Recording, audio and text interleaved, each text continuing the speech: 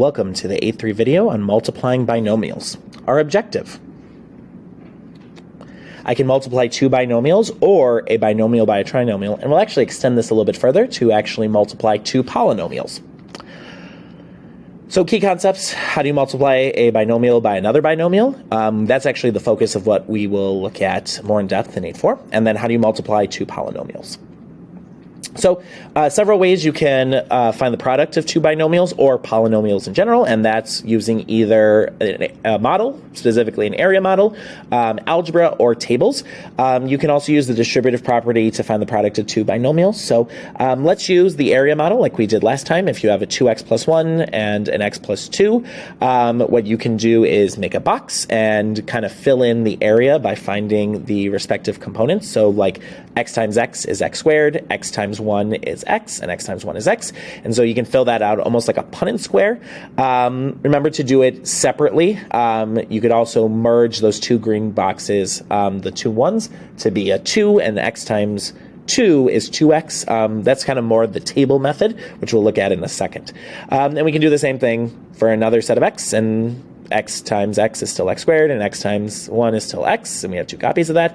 And then we can also do 1 times x is x, and 1 times 1 is 1. We have two copies of that. So this is an area model, and the sum of the pieces, so the blue pieces, the green pieces, and the yellow pieces will be our answer. So we have two blues, so we have 2x squared. We have 5 total green pieces, so we have 5x, and we have 2 ones, so 2. So the multiplied form of 2x plus 1 times x plus 2, a binomial times a binomial, is 2x squared plus 5x plus 2. It's not the most efficient method, and most students break away from the area model over time in favor of the distributive property. And so if you use the distributive property to multiply binomials, you multiply every single term of the first binomial by every single term of the second binomial. Depending on the complexity of a polynomial, a table might be useful to organize your work. This is great for binomials, not so great if you're doing polynomials with 5 or 6 terms. But it's a valid method. So if you were to do 2x minus 4 times x plus 8, remember length times width, commutative property says order doesn't matter, so it doesn't matter. I'll put the 2x minus 4 on the top and the x plus 8 on the left.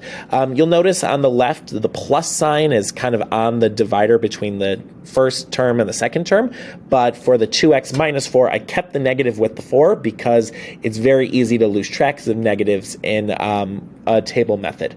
And so I like to keep it there together so we remember that.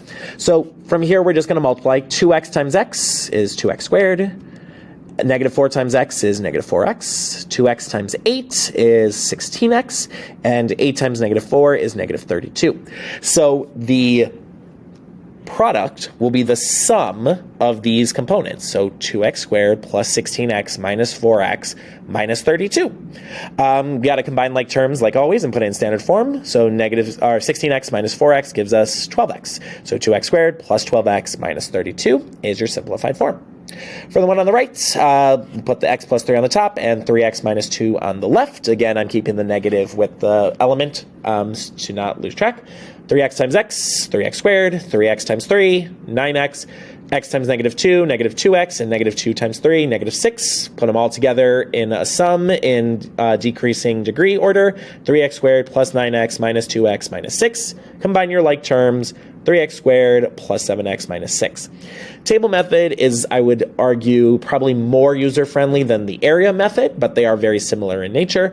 But most students opt to instead just use the distributive property because you don't need to visualize this. It's a lot of kind of the exponent rules behind the scene, and so most students do this. So if you were to distribute, 2x needs to be multiplied by 3x and negative 7, and the 4 needs to multiply 3x and the negative 7. All the terms of one binomial need to multiply all the terms of the other binomial.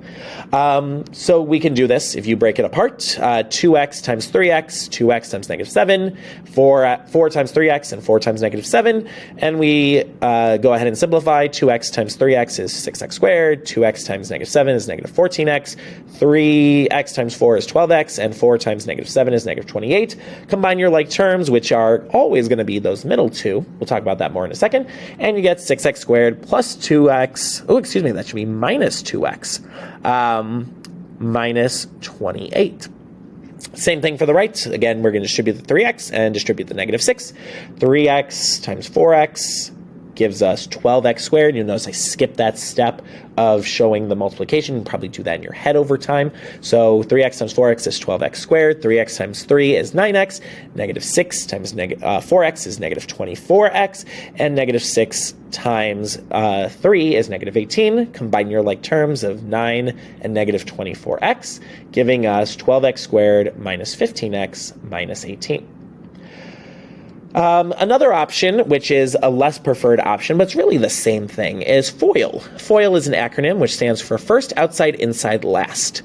And it's just a way to multiply binomials. Now, the reason why FOIL is a less preferred method is because it does not work unless two binomials are being multiplied. If you do a polynomial times a trinomial or a monomial times a polynomial, it's hard to say what's the inside term if there's three things on the inside. So first for FOIL means the first term from each binomial. So in this case, it's x and x.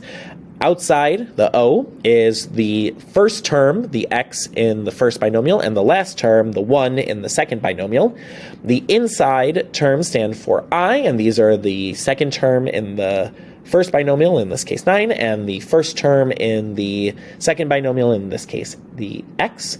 And then the last, the L for FOIL, is the last term in each binomial, so in this case the 9 and the 1. So visually very similar to the distributive property, but only when you're doing binomials. FOIL does not work for anything except for a binomial times a binomial. So it is a method, and it's worth talking about, especially because you'll reference it in other math classes. So let's practice it.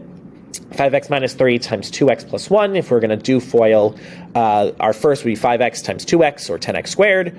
Outside, 5x times 1, which is just 5x. Inside, negative 3 times 2x, or negative 6x. And last, negative 3 times 1, or negative 3. From here, we're going to add these together to get our total. So 10x squared plus 5x minus 6x minus 3. Combine your like terms of 5x and negative 6x, giving us 10x squared minus x minus 3. For the one on the right, same thing. We're going to have first of 3x times x.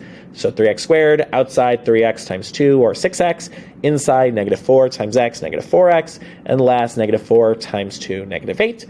Put them all together in decreasing order. 3x squared plus 6x minus 4x minus 8. Combine your like terms of 6x and negative 4x, giving us 3x squared plus 2x minus 8. So as you did that, you might have noticed a pattern. For binomial times a binomial, you will always have like terms in the middle. And we can visually see this if you analyze 2x plus 2 times the binomial of x plus 3. What's always going to happen is you're going to have these two green categories on the left bottom and the right top. And those are always going to have like terms. And that's because you are multiplying the same components. In this case, it's going to be 2x times 3 or 2 times x. And either way, you're guaranteed to have like terms. And so this is always going to happen when you have binomials.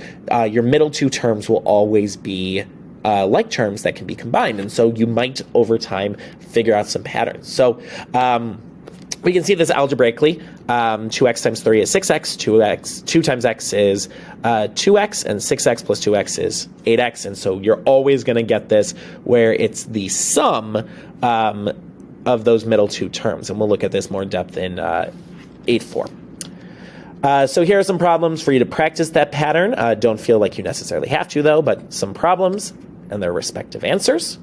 See that pattern of combining like terms in the middle. You always get an x squared, something with an x in the middle, and then a constant at the back.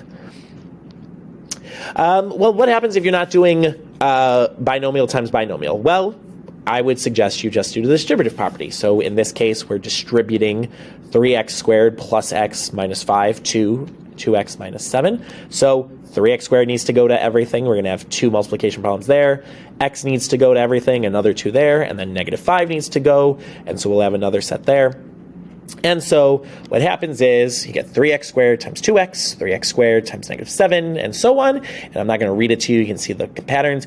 Got to be really attending to precision here because it's very easy to lose track of terms. To figure out how many total terms you have, you can take the number of terms from the first polynomial and multiply by the number of terms in the second polynomial. So in this case, our first polynomial has 3 terms. It's a trinomial. And our second term has 2 terms. That's a binomial. So 3 times 2 gives us 6 total terms, and you'll notice here we have 6 sets of parentheses. So when you combine your like term, or when you multiply, you get 6x cubed minus 21x squared plus 3x squared minus 7x plus -10x plus 35. And you'll actually see here you have 2 copies of like terms in the middle. X squareds need to be combined and x's need to be combined. -21x plus 3x squared gives us -18x squared, and -7x plus -10x gives us -17x. The 6x to the third and 35 have no like terms, and so they just stay the same. So we end up with a cubic polynomial. Same thing for the one on the right. Again, it's a trinomial times a binomial, so we know that we're going to have 6 total terms when we distribute in, and we're going to get 2x cubed plus -6x squared plus -3x squared plus 9x plus x plus -3. Combine your like terms of -6x squared and -3x squared to give us -9x squared, and then 9x and 1x gives us 10x. Again, our first and our last term have no like terms, so we have that 2x cubed at the front and that -3 at the back. You can take this one step further. So on the other one, it was a trinomial times a binomial, but you could also do a polynomial times a trinomial. You could do 2 polynomials. And so the longer it is, the more terms you're going to have. So in this case, we're distributing the -3x cubed to everything in the other one. So we're going to have 3 there. 4x squared needs to be distributed. We have another 3 there. -6 gets distributed. We have another 3 there. And 5 gets distributed. We have another 3 there. So grand total, we're going to have 4 times 3, or 12 total terms here, and you got to attend to precision. So when you do that, -3x cubed times 10x squared gives us -30x to the 5th.